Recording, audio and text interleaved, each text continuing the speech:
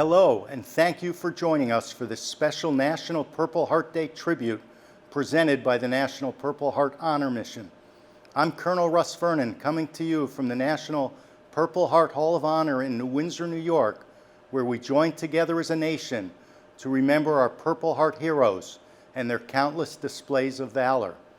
Over the next few minutes, you will hear reflections from Purple Heart recipients about their service as we recognize this special day and the significance of the medal they proudly wear. These soldiers, sailors, airmen, Marines, and Coast Guardsmen have protected freedom around the world, many never returning, while others bear the physical and emotional scars of their service for a lifetime. They don't consider themselves heroes, but they and thousands like them represent the best amongst us. They also stand as a reminder of those who never came home after giving their life in service to our nation. You will also hear from military and national leaders who have taken time to pay tribute to our nation's combat wounded and those killed in action. America is a place of unrivaled freedom and opportunity. Even in difficult times, we are blessed with those inalienable rights ascribed to us in our nation's founding documents: life, liberty, and the pursuit of happiness. Americans enjoy these rights because of the brave men and women who have answered our nation's call to service. As we come together on this National Purple Heart Day, I ask that we salute these brave men and women who answered the call to duty. All of them gave some, and some gave all. Join me and let's commit ourselves to ensuring a whole new generation of Americans remembers their courage. My name is Howard Golden. I was with the United States Army, E5 Sergeant. I was in Vietnam from 1967, 1968 with the 25th Infantry. On October 3rd, 1967, we were pulling security detail for a roam plow operation. We were in the Hobo Woods, and what we were doing is literally knocking down an entire jungle. We were going in circles, knocking the trees down, the jungle down. One of the plows thought he spotted a bunker, an enemy bunker, and they asked for volunteers to go up and check it out. And I volunteered to go up with 3 other guys. And as we were moving forward, first and next thing I felt was wham, like something hit me real hard, like a rock, a boulder being dropped on my leg, and I knew I was hit. I went down, and I was yelling for a medic. The day I got hit, a medic by the name of Frank Beavers crawled out to get me, pull me back, and as we're doing that, I kept telling him that I knew I was hit, but there was thorns in my leg. It just felt like I had thorns from a rose bush. And he got me in a helicopter and cut my pants open and said, "You got hit 3 more times." So I got shot 4 times. To be a Purple Heart recipient, what does it mean to me is that if you go back in history, there's been millions have served from all the wars. We are the very few, the lucky few. And when I say that is that I survived. There are a lot of my brothers and sisters that did not survive, and I came this close to being one of them who didn't come back. And so I consider myself very fortunate. I consider myself fortunate enough to be able to tell our story of the Purple Heart. It's not something you try to get, it's something that you get for spilling your blood on a foreign soil. So it means a whole lot to me. Hey everyone, my name is Congressman Brian Mast. And back in 2010, I lost both of my legs following an IED explosion while I was serving in Afghanistan. After that, I woke up in Walter Reed Army Medical Center, surrounded by men and women whose injuries were very similar to mine, and many of them much worse. But what inspired me throughout my recovery process is the resolve that all of those men and women showed. It inspires me to this day. Purple Heart recipients show every American that it does not matter what obstacle you're facing. You woke up under 50 stars and 13 red and white stripes, and that means that you have the freedom to make today better than yesterday, or this week better than last week. It doesn't matter what happened yesterday. I hope that you all take some time to reflect on that today. And to my brothers and sisters in arms, I thank and salute each and every one of you for your service. Today and every day, may God bless our troops and may God bless the United States of America. You all take care. Hello, I'm Richie Lay, the chairman of the National Purple Heart Honor Mission and a Purple Heart recipient who served in Vietnam. The Purple Heart is the oldest active decoration in the U.S. military. First created by General George Washington on August 7, 1782, at Washington's headquarters in Newburgh, New York. It was called the Badge of Military Merit. Congress had put a moratorium on promotions in the Continental Army due to a lack of funds. The Commander-in-Chief created the award as a way to honor enlisted men deserving of recognition. It was awarded for singularly meritorious action, unusual gallantry, and extraordinary fidelity. It was the first American decoration available only for the common soldier. There are 3 known recipients of the award, all enlisted sergeants. After the American Revolution, the award was all but forgotten. In 1932, General Douglas MacArthur, on the 200th anniversary of George Washington's birth, had it recreated in its modern form. The Purple Heart was to be awarded to members of the Armed Forces of the United States who are wounded, killed, or die of wounds that are caused by enemy action. On May 28, 1932, 136 World War I veterans were conferred their Purple Hearts at Temple Hill in New Windsor, New York, just steps from where the National Purple Heart Hall of Honor sits today. The current day criteria has been amended to address traumatic brain injuries, as so many of our heroes have suffered during the global war on terrorism. Since the Revolutionary War, the Badge of Military Merit has evolved into the modern Purple Heart Medal and became one of the most sacred, distinguished, and recognizable military medals. Thank you for the opportunity to honor the memory of America's fallen heroes and communicate to Gold Star families, veterans, and those serving today that their fellow citizens value their sacrifices to preserve the liberties we enjoy. As we watch courageous Ukrainian soldiers defend their nation against the Russian onslaught, we might also remember that military service and a willingness to sacrifice remains an unfortunate necessity if we are to remain free. As the English theologian, writer, and philosopher G.K. Chesterton observed, war is not the best way of settling differences, but it is the only way of preventing them being settled for you. So on National Purple Heart Day, let us be proud of our fallen warriors. Let us be grateful that our nation still has young men and women who are willing to sacrifice to protect their fellow citizens, our nation, and humanity and life. Let us cherish the freedoms that our warriors and humanitarians fought to preserve. And let us honor our fallen and our Gold Star family members with our deeds as we find ways to serve our nation and one another. How you doing? My name is Bob Schreiner, United States Army, Airborne. May of 68 through December of 69, Republic of Vietnam. First time I got wounded was in February of 69. I was Charlie 6's RTO. I ended up calling in the dust-off for the whole command party. I was medevaced into First Field, Saigon for the operation, and then I had a dust-off going into Camp Drake, Japan, and then Camp Zama, Japan. Second time I got wounded was in July of 69. Incoming rounds when we got mortar attacked. I sustained shrapnel wounds to my right foot. I was treated in first aid. And from there, every time I got wounded, I got another stripe. So second time around, I became a sergeant. Fortunately, I was one of the few that got home in one piece. That's what makes you think about it, all the things that you went through. A lot of people never got home. So it's very humble and very rewarding at the same time.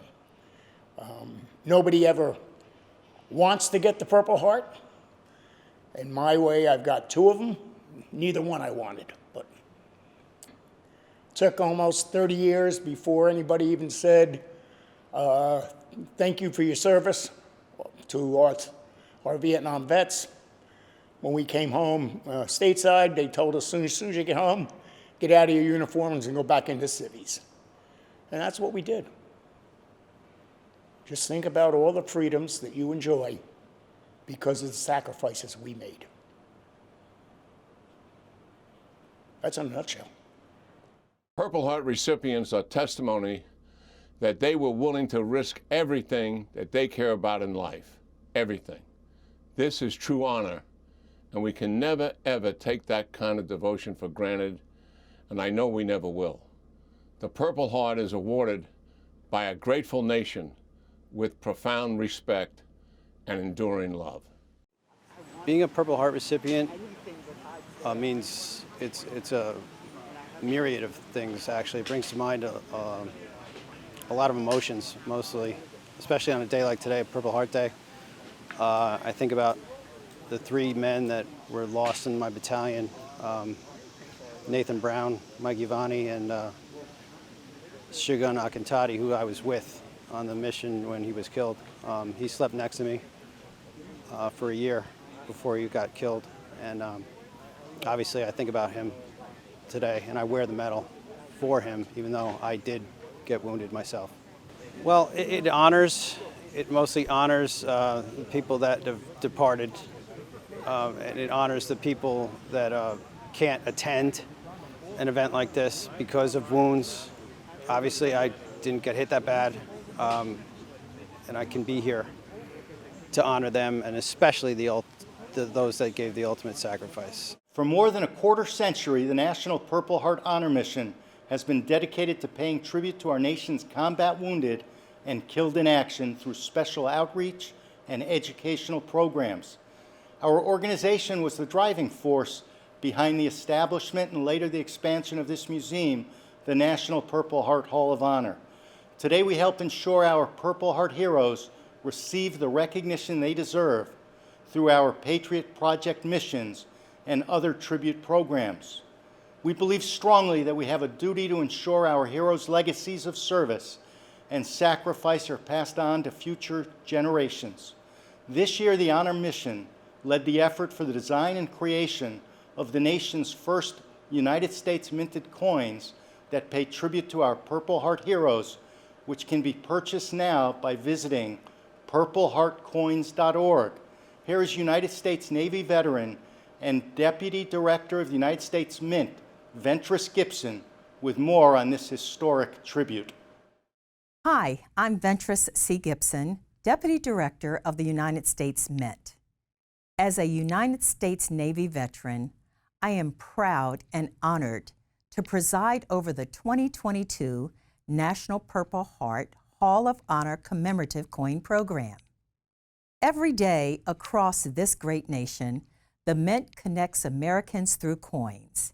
It is our privilege to connect them to the service and sacrifice of Purple Heart recipients. The coin designs reflect both the history of this prestigious award and the incredible sacrifice made by those who have earned it. The gold coin's obverse features the Purple Heart medal, and the reverse places George Washington's signature under the badge of military merit. The silver coin's obverse features the Purple Heart medal with 5 stars representing the branches of the military. The reverse shows a nurse in a World War I helmet as she bandages a wounded service member on a stretcher. The clad $50 obverse depicts a figure in military fatigues and combat boots using a pair of crutches. The left leg has been amputated from the thigh down. The negative space below showing the missing leg in silhouette. The reverse features a young boy holding the dress cover of an enlisted Marine. The silhouette of a Marine in dress blue stands behind him in negative space, emphasizing the loss that affects the families of Purple Heart recipients. This commemorative coin program honors the extraordinary sacrifices made by so many. We hope this program will assist the Honor Mission in its efforts to collect, preserve, and share the stories of all Purple Heart recipients. Thank you. My name is Irving Abel. I was a Vietnam veteran. I got to Vietnam in July of '68, and I got home July of '69. I was with the 1st Infantry Division, an infantry soldier.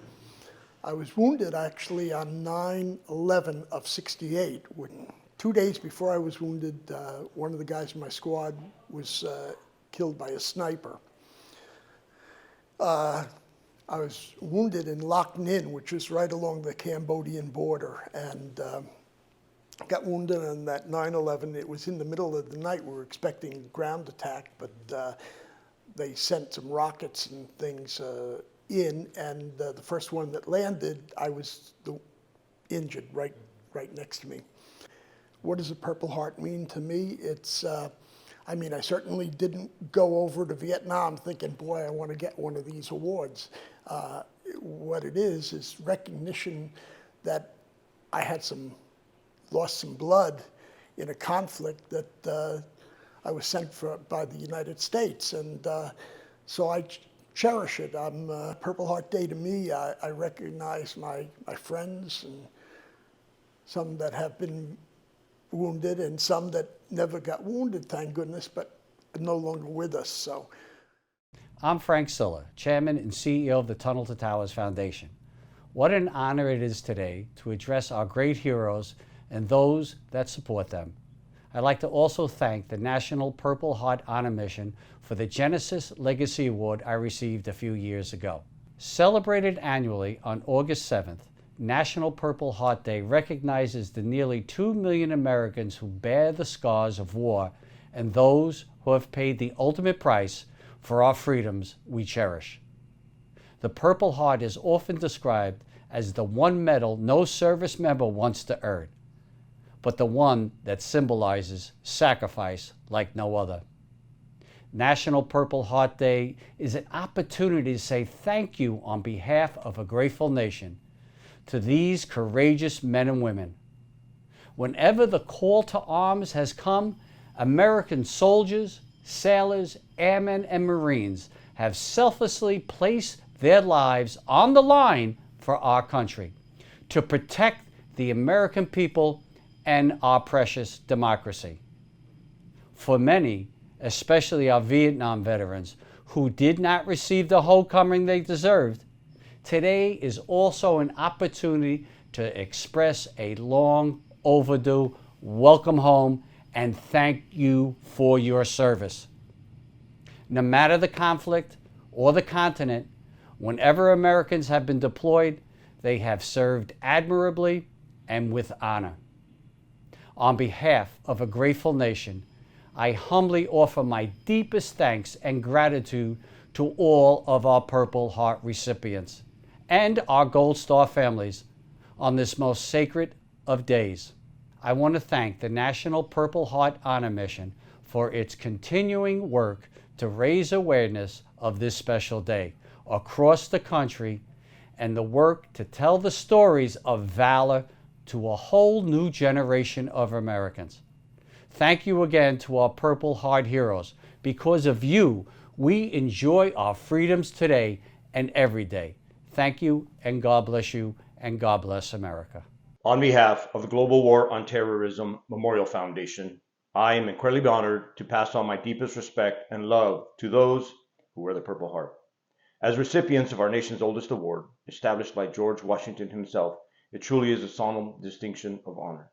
An honor earned more than 1.8 million times since its creation in 1782. Each recipient is the embodiment of selfless service, a willingness to sacrifice oneself for the greater good, for our nation, for freedom. I cannot think of a more fitting representation of where our nation draws its strength and resilience. Everyday Americans under extreme circumstances who willingly give themselves to those they will never meet is a hero's tale. To all recipients of the Purple Heart, past and present, I say thank you for your leadership. Thank you for your sacrifice. Thank you for your love of country. We will honor you. Godspeed. Bob Holloway. I was in the United States Army. I was an E5. I was wounded in Vietnam on June 6, 1968. My company came under attack the night of June 6th, and we were hit by mortars and rockets, and then small arms fire. And I was hit with shrapnel. And in the morning, I was medevaced out to 91st Evacuation Hospital. I received some shrapnel in my legs. Kind of hope I made a difference, you know, going over and just trying to help. And unfortunately, you know, these things happen, I guess, when you're in battle.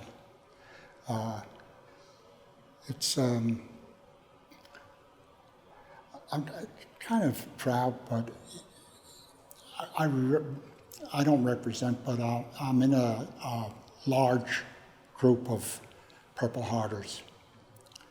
And we all know what we went through.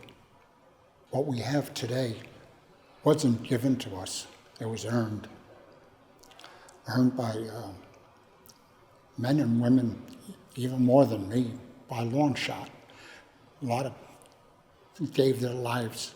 Some gave all gave some. If someone comes up and asks, tell them. Let them know. If they ask, I believe that they want to know. They want to know just what the experience was. And if you tell them, you give them a better education of, or knowledge of, you know, we go out, get our coffee in the morning, buy a newspaper, go home, have breakfast. But there's people who, like went in Afghanistan and Iraq, they went constant. They would come home and then they go back, come home, go back. And there's a story there. Their families left behind each time. It's very important. This is retired General Wes Clark. I'm asking all Americans to remember and respect those who have been awarded the Purple Heart, our nation's oldest military decoration. You don't exactly earn it. It just happens to you when you volunteer to serve your country and something bad happens. I woke up on the morning of February 20th, 1970 in the 93rd Evac Hospital. Had bandages on my hand, shoulder, hip, leg. I got 4 rounds from an AK-47. I received the Purple Heart for those wounds. I was lucky. So many have not been lucky in our nation's history. And I think as we recognize the Purple Heart, we recognize what it means. For those of us who've given blood and been lucky enough to survive it, well, we're forever changed. We've paid a price, and we're proud of our service, and we're proud of what we gave for our country. But so many paid the ultimate price. We've got to remember them, we've got to respect them. Thank you. Today, visitors can learn more about why we are here, and more significantly, they can follow a Purple Heart recipient's journey. Their journey beginning from the time they join the service, from the circumstances surrounding the incident, to caring and treatment, and their road to recovery. What we're trying to do is create as a most comprehensive list as possible. And the way we do that is through volunteer enrollments, family, friends, recipients sharing their information with us. We like to receive as much about the story as possible. Submit a narrative if if you're up to it, to be able to talk about the circumstances surrounding the award, because we feel as though it really helps our public make a connection with you. Photographs, images of you and country, and a little paragraph or a story about what happened. The exhibits evoke emotion and have such a dramatic impact for the visitors. And that's what we want you to experience. Our visitors are able to gain a greater understanding of the service and sacrifice of our veterans and recipients, and not only them, but their families, because what they've been through has impacted their families as well. So I would like to extend our thanks and appreciation to those recipients and your families. Thank you for your service and sacrifice. I'm a Purple Heart recipient as a result of my time in Vietnam back in 1966. In fact, I have 2 Purple Hearts. It means a lot to me when people take the time to recognize the sacrifices that some people have made, some who've never returned, and those who have suffered either physical or mental scars from their involvement in a conflict. I think Audie Murphy once said nobody survives a war, even if they come back, because it's indelible as to what they have done and seen, and it lives with them for their entire lives. Back in the 60s, a lot of the people that wound up going to Vietnam didn't go there because they raised their hand and voluntarily wanted to go. There was a very active draft then. Maybe upwards of 40% of all the soldiers or Marines were drafted into the military. So it's not a situation where they ran off to war because of whatever they felt war was going to be. They answered the call of their country, and they did what they needed to do to be able to represent themselves in the company, in the country as well as they could. As we close out this Purple Heart Day program, I would ask every American to reflect upon the selfless service and sacrifice made by our Purple Heart heroes, both the ones we've heard from today and all those whose voice remains silent while their actions have allowed us to be here today. I would like to thank the United States Mint, the National Purple Heart Hall of Honor, and all those great Americans who added their voices to this special tribute. The brave men and women of the U.S. military, the Army, Marines, Navy, Air Force, Coast Guardsmen have never wavered in their service, and they deserve our deepest respect and appreciation. We pray for the rest and reward of all those who never made it home. Today and every day, we salute you, our Purple Heart heroes. May God bless all our Purple Heart recipients, their families, and the United States of America.